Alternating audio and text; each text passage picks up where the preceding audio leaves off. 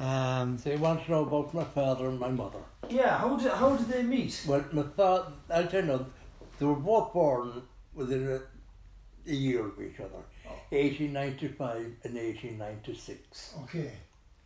So they're roughly around the same age. Yeah. Now they both worked the same type of business. They both worked in shops. Okay. Now my father was from Butchfield in Longford. Okay. Or Featherbed Lane, it was often called in those days. Oh yeah. And my mother was from a village called Carrigacoch in Logboy near Ballyhorris. Yeah.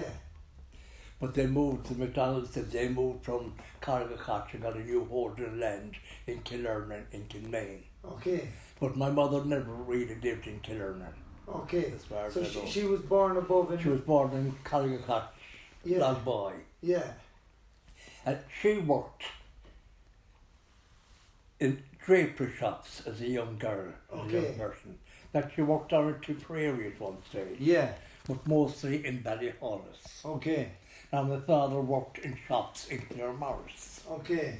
And in fact, he ended up, I think, as manager or senior man in Wars in Claremorris. Oh, I know it, yeah. It's still there, as I think, just a pub now, Yeah. but there's a general hardware and bits Yeah. of everything. Yeah. And he was an expert at those things. Okay. Now his sister, his older sister, Bridget Gibbons, Yeah. she was married to a man called James McTighe down in Ballinulty. Oh, yeah, yeah. That's how we're related there, yeah. And my mother's brother, Oney McDonald, he was married to Nora McTighe from Ballinulty. Okay. So there's one Gibbons is married to McTighe and one McDonald's married to McTighe. Okay. So it was only natural that a Gibbons and a McDonald came together as well. Yeah, yeah. So my mother and father came together and were married. Yeah. So you had 3 marriages between the 3 families. Okay. McDonald's, McTighe's and Gibbonses. Yeah. And you had 3 marriages between them. Okay. So when my father and mother got married, they rented a business in Tulrahan. You know where Tulrahan I is? do. It's Between Claremorris and Ballyhorris. Ballindine kind of, isn't it? Well, no, it's farther over. Okay. It's near to Logboy, it's near that general area. Oh yeah, yeah, yeah. So they rented a place there and started off a shop. Okay. That was going quite well. Yeah. In fact, my oldest brother and my oldest sister, Paddy Joe and Marita, Yeah. they were born in Tulrahan. Were they? Okay. But one day then they were up visiting, I was McDonald's or McTighe or something, and they were told about how this place in Shrewd was for sale. Morris's. Morris's in Shrewd. Yeah. And of course they were encouraged to buy that, to be up near their own 2 families. Yeah. So they bought, I don't know if they bought or rented half the premises. Yeah. Now they had the retail end of it, the grocery and that kind of thing. Okay. But they didn't have the pub end of it.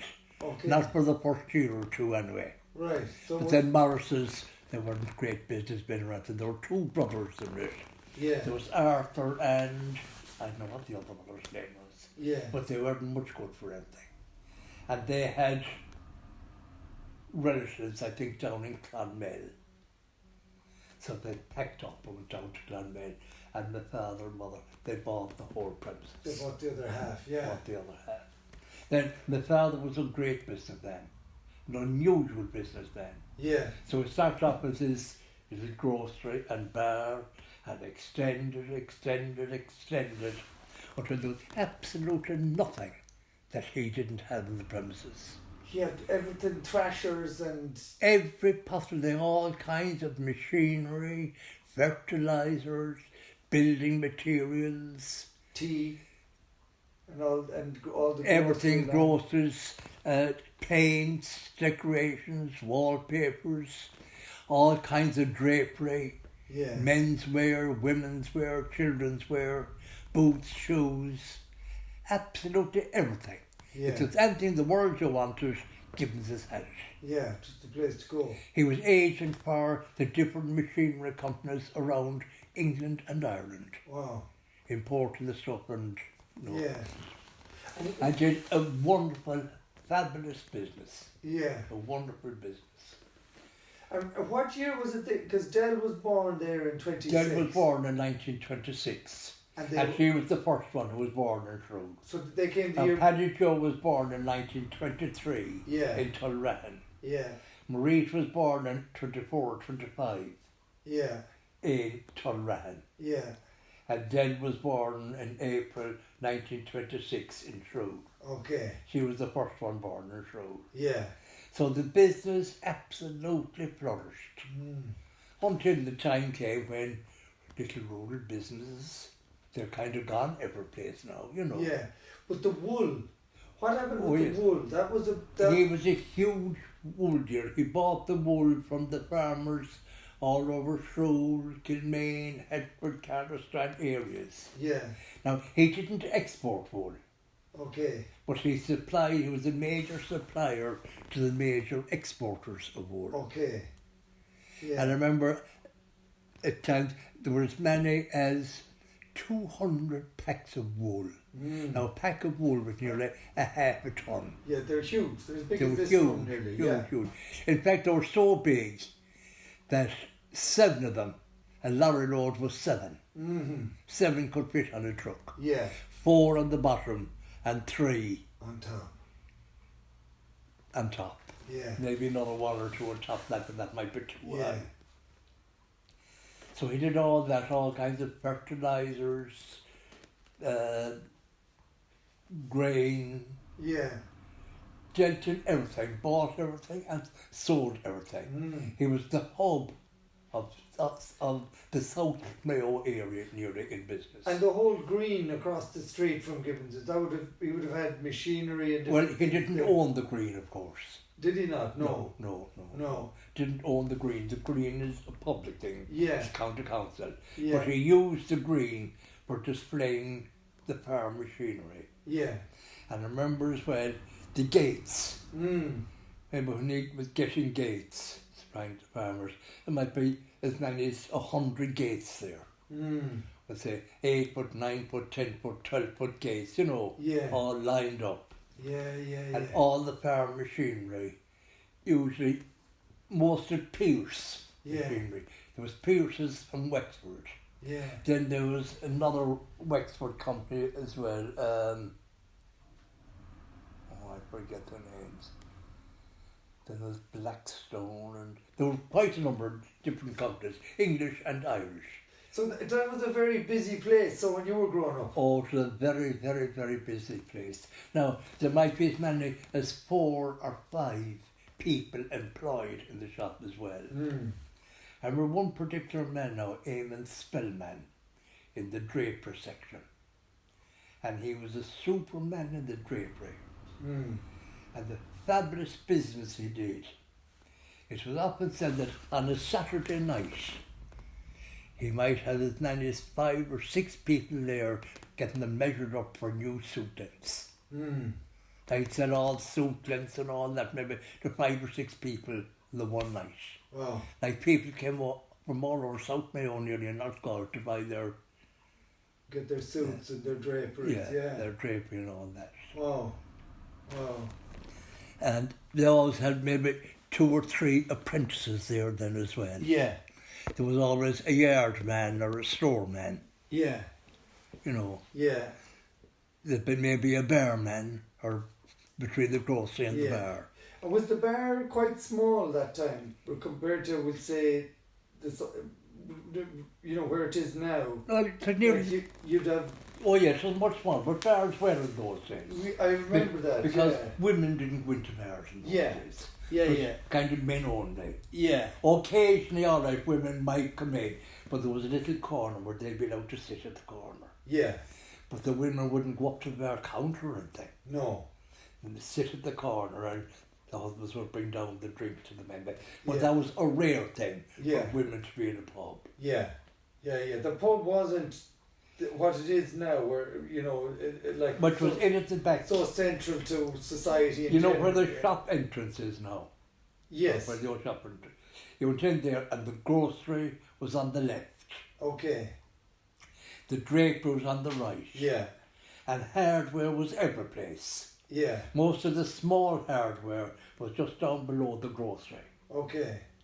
But the heavy hardware was all outside in the stores and all. Yeah, out the back, yeah. And then at the back there was the bar counter. Okay. You know, it was about the same as the room here, about that size. Yeah. You know. Yeah, yeah. At the bar. So out where the back bar is today, we'd say, out that side. Out where the back bar, no, that was out in the yard. Oh, that was the yard that time, yeah. Okay. But it was very, very, very successful. Yeah. Yeah, yeah. Yeah. And there was, the wool became, that was a kind of, I suppose, maybe not a catastrophe, but there was, what happened with the wool, was it during the Korean War, where your father bought a lot of wool and the price dropped and the buyer left him high and dry? What was, I forget exactly now what the details were, but I remember when it happened. Yeah. And when it happened, but he'd already made a deal or a contract with some exporter, with say for maybe 40 or 50 sacks of wool. Yeah. And normally when they came, might be two people down the sack of wool, packing it down. I did it myself, yeah. Thrown in the places. Many years ago. But they insisted that there nobody packing the wool. Yeah. That you just throw in the place and there you only a tenth of the amount in it. Okay. But they had a kind of an argument about it anyway, and it was eventually discovered that one person could be in it. Yeah. But they would throw in the bales or the fleeces. The fleece of wool faster. Yeah. But he got rid of some of the wool that way. Yeah. At the right price. Yeah. But the rest was left in at plummeted price. Stop. So he lost thousands and thousands of pounds on that. Yeah. Yeah, yeah. But he wasn't just all around. I'm sure it happened plenty of other wool dealers around the country as well, you know. Yeah, yeah. It's just a catastrophe that happened at the time. Yeah, yeah. And he was, Phil often used to tell me about how he'd bring her driving and let her drive the car. I'd say he was, your dad was a very kind man. He was. Yeah. But he never drove. Did he not? No, he didn't drive himself. Oh, did he not? No. But he had a car. But yes, had a car. In fact, I remember those days in Shrewd. But there were a few cars around all right. But during the war years, private cars were not allowed. Oh. Because... And I remember there were a few. Peter Murphy, that's up where Rollinson's are now. Yeah. Rollinson's grandfather. Peter Murphy had a car.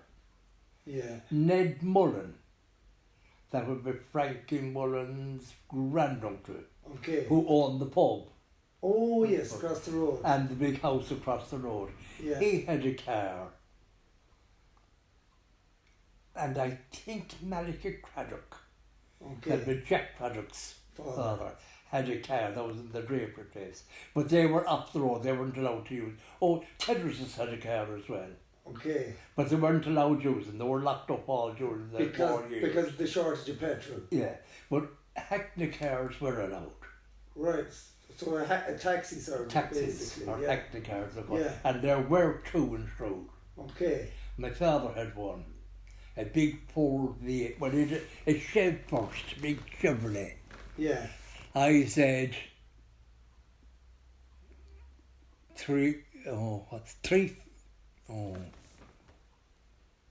I'll think of it in a minute. Yeah. And later he had a Ford V8. Okay. V8. 4836. Wow. I said 4836. It's and there was another car then, Ned Loughlin from Clonamilthog. Okay. And he lived in Shrewd. Right. He lived up from the middle of the village there, someplace on the right hand side, beside Gleason's or Ian's. Yeah. And he had a car, and his was a Chevrolet as well. Yeah. LI 3080. Okay. As we are often calling then, LI 3080. And I 38. Okay. Oh, the priest had a car. A priest was allowed to have a car. Yeah. A priest or a doctor. Yeah. And nobody else. Nobody else. Okay. So the cars there then, they were all locked up. They were all just small little baby Fords and tiny little things like that. So your car then, did the Hackney, your dad would have had local people driving the car for him, like? Yes. Okay. Yes. Very good. Wow. In fact, your grandfather used to drive the car from. Yeah. Tom Dowd. Yeah. And Tom Dowd used to drive the truck from. Yeah. Like, his business was so big that he had 2 trucks on the road at one stage. Wow. Like, that was a huge thing, let's say, in those days. Yeah. For a little country rural business. Yeah, to be delivering far and wide. Have 2 trucks on the road. Yeah. Yeah. And sure, that's how Tom and Dad would have met. Yes. Yeah. And your mum then, she was in the Common Man. She was in Common Man. When they would have met, when they would have been going out first. Yeah. But she was a young girl. Actually, she was an officer in Common Man in Ballyhonus. Okay. And do you know Ballyhonus? I do. Well, outside Ballyhonus, there's a monument on the road to some man who was killed by the Black and Tans. Okay. And my mother's very much connected with that. Okay. The story goes, it was a soldier shot. No, I don't think he was shot dead around that. Yeah. So they shot fired at a soldier at the railway station in Ballyhonus. Yeah. And this girl is supposed to have said that she saw such and such a man running out. Yeah. So they went out to arrest that man. But sure, he was an elderly enough man. Yeah. And it wasn't him, in fact, but himself and his wife were there on their knees saying the rosary at night. Yeah. When the Black and Tans or whichever troops went out, or whatever police was, and arrested him. Yeah. And he didn't want to go with them. So they tied him to the back of their police wagon and pulled him into the town. Stop. And of course he died on the way in. On the way in. Yeah. So the monument is there to his memory. Okay. Now, the Sinn Féin court decided that this girl should be prosecuted for telling this to the police. Okay. And my mother, in fact, she was a good friend of my mother's. Okay. But my mother was the prosecuting person. And the girl was found guilty. Stop. And then the sentence they passed on her, the Sinn Féin court, like it wasn't a legal court, right? Yeah. But the sentence was that her hair should be shaved off. Okay. And who was given the job of doing it? My mother. Stop. So she did the thing. Now, didn't tell that to everyone. I never mentioned who the person was. Yeah. For a very, very personal reason. Yeah. That girl's daughter, that woman's daughter,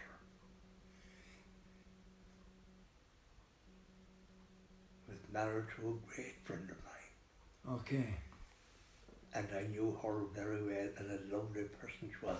But she didn't know about this story either.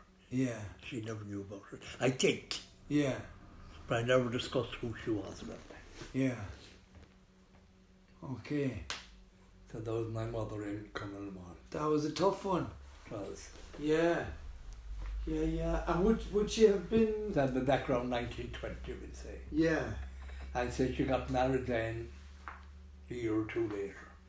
Okay. I got married, got married in 1921 or 22. Yeah. When Paddy Joe was born in 23. Okay. He must have been born in 21. Yeah. Or married in 20 or 21. It must have been a very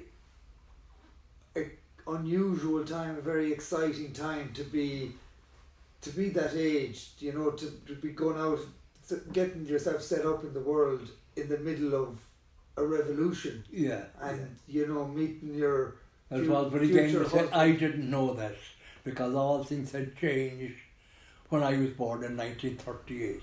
Yeah. And things had changed dramatically. Yeah. But say from 1920 to 1938, there were awful changes. Yes. Like, Yeah. I can't envisage Ireland not being the same as it is today, you know. Yeah. Well, it was completely different, but like it was independent Ireland and... Yeah. Whereas your parents were born, we were part of the UK and we were under the Crown and all of that. Yeah.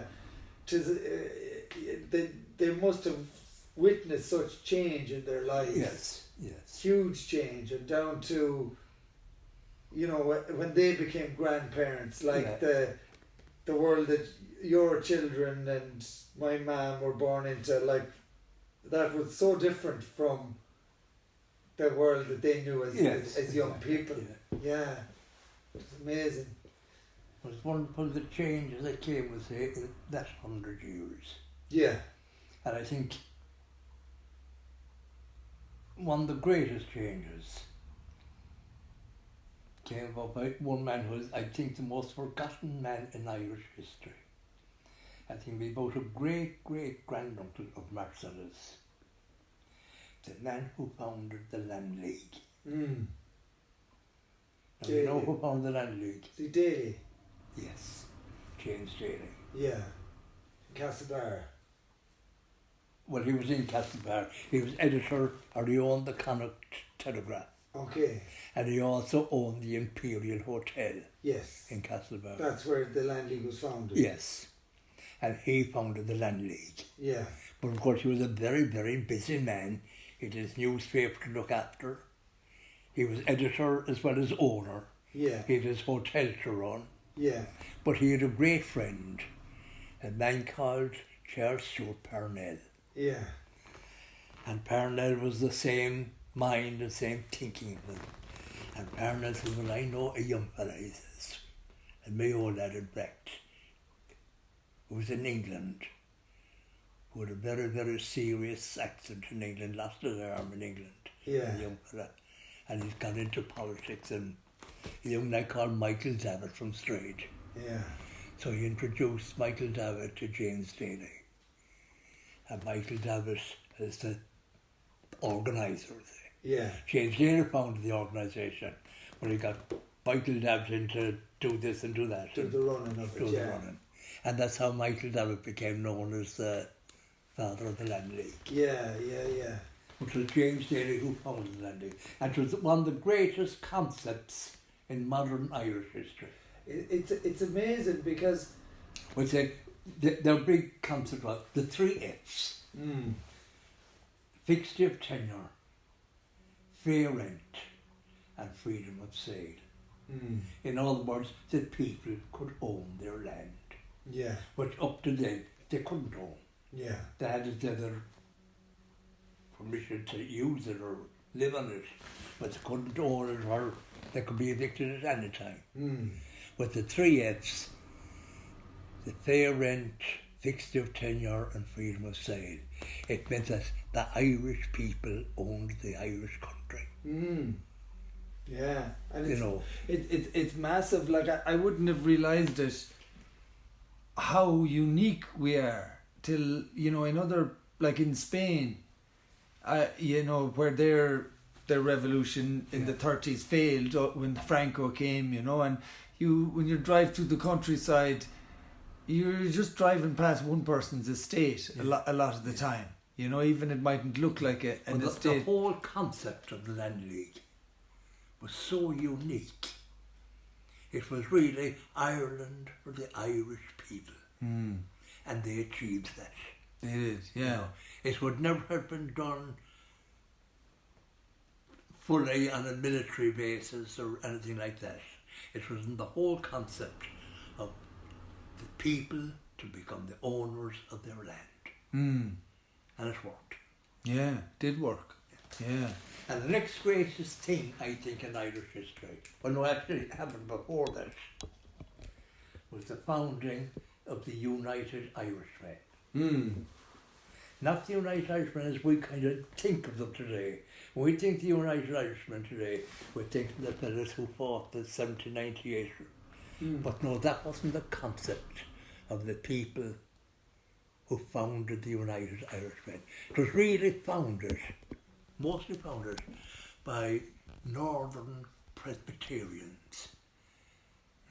Mostly Presbyterians, lots of Presbyterian ministers from Antrim mostly and down. Men like Henry Munro, Henry Joy McCracken, Napper Tandy, wonderful people like them, who this wonderful concept, the one in James Daly's concept about the three F's, the freedom center, but they had a wonderful concept as well, a wonderful idea. The people meant to become united. They were there to help each other. And above anything else, we help each other. Whether we're Catholic, Protestant, or dissenter, we help each other for the good of Ireland. You know. But then, there was kind of a military aspect developed as well. Of course, the French took advantage of that. Not for any love of the Irish people out there, but as a way of having a crack at the English with some Irish support. And Napoleon sent, what you call him, Humbert. Yeah. But it wasn't for any love of Ireland or the Irish people they came. It was for their own French greed, I think. Yeah. I think, now I may be wrong on that. Yeah. But it was the worst thing that ever happened in Irish politics, or in Irish history. Because it spoiled the whole concept of the great unity between all Irish people, irrespective of religion or creed or anything else, that there all be Irish people working for each other. Yeah. So, which is a wonderful, beautiful concept. Now, thankfully, I think in the North we're gradually, but very, very slowly, coming towards that concept again. I think very, very slowly, because the nationalist extreme right or the unionist extreme right, they're not as powerful as they were. They're coming more together. For instance, the Good Friday Agreement solved a lot of that. It kind of brought them together a little bit. Yeah. And I think they're gradually, but very, very slowly, coming that bit in closer. They are. And eventually it will work, I think. Yeah. Please God, yeah. I think it will work. And it's great to see the Alliance Party, you know, it's a sign that that middle ground is growing. I mean, I don't know a lot about the Alliance Party, and I'm sure they have their cons and pros or whatever, but it's a sign that the extremes are losing steam, and that the centre, when you see them kind of... Again, even on the, what I call the extremes, Sinn Féin, not as bitter as they were, shall we say. Like they're much more flexible now with, what you call it, O'Neill, Michelle O'Neill. Seems to be much more flexible. And the unionist people, actually they're working together. Yeah. Maybe not completely or wholly or entirely, but they're beginning to work together. Now, the extremism of unionism with Paisley, that's gone. Yeah. Like there was extremism there was extremism on the nationalist side as well. Yeah. But they seem to have dwindled quite a lot. Yeah. And they're coming that little bit, tiny bit in closer as time goes on. Thank God. And eventually they will, I think, if it become close. And eventually you will have, not in my lifetime, but hopefully in your lifetime, you'll have a united Ireland, which won't be branded as Catholic or Protestant or anything. It'll be a united Irish, but Irish people of all faiths working together as the common Irish people. And the dream of Henry Joy McCracken and those lads will be realised, please God. It will be realised. Yeah. Could I ask you a bit about your own years in when you became, I suppose, politically aware, and there was, you know, in the 60s there was quite a bit of upheaval, in the 70s Would you be comfortable to talk about that? But what now? Well, I suppose you joined Sinn Féin when you were in university, did you? Yes. And at the start, what years were you in university? Was it? I did my degree, I think, in 1966. 66. But I've been in university a number of years before that. Okay. So, I mean, at the start of that, before the civil rights movement and things kicked off in the north, Sinn Féin wouldn't have been a prescribed organisation. No. And then from 68, I don't know when it was, but there was a lot of changes, we'll say, in those 5 years. We were all brought up in our family as being very Republican in a way. You know, we're all very much Fianna Fáil. We're anti-Fianna Fáil. We're anti-blue. For instance, if my mother was alive today, I wouldn't be wearing that shirt. I'd be made pull it off. I wouldn't be allowed to wear it. The blue shirt. Yeah. Because what do you call them? Oh, Duffy's boys, no? Finnegan. In the Civil War. Yeah. The Civil War, the Free Staters. The Free Staters, they wore blue shirts. Now, my mother was completely anti that. She was anti-treaty. Yeah. She was very much United Ireland and her complete... We're brought up that way. Yeah. Very, very much that way.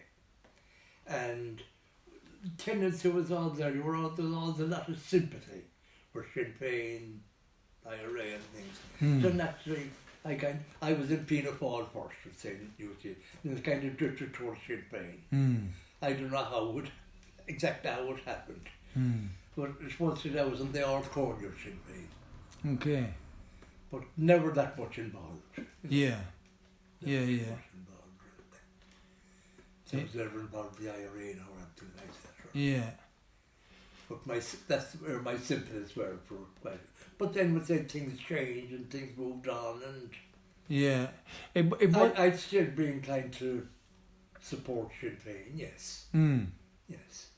Yeah. I'd very much support Sinn Féin, but not as a military organisation anymore. Those days are gone. I don't think we need to solve anything with guns anymore. Yeah. Everything must be solved by mutual consent. Of course.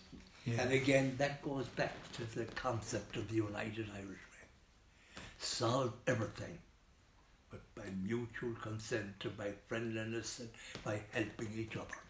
Yeah. Not by killing each other, Yeah. but by helping each other.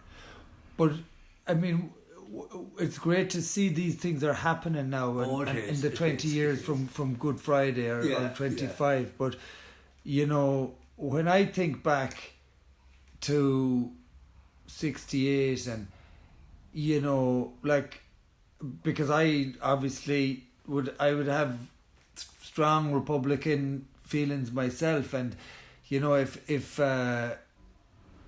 like, for me, I suppose if somebody was to say, you know, well, Martin McGuinness is a terrorist. Yeah. And I would say, well, you know, Michael Collins was a terrorist. Yeah. And to me, Martin McGuinness was much more justified taking up an arm than Michael Collins, because Michael Collins was part, and his generation, I mean, all of them, you know, Mellows and all of those lads, they were following a political vision, but in the 6 counties they were being shot at and killed in the streets as you know, as peaceful protesters first in Derry and different places.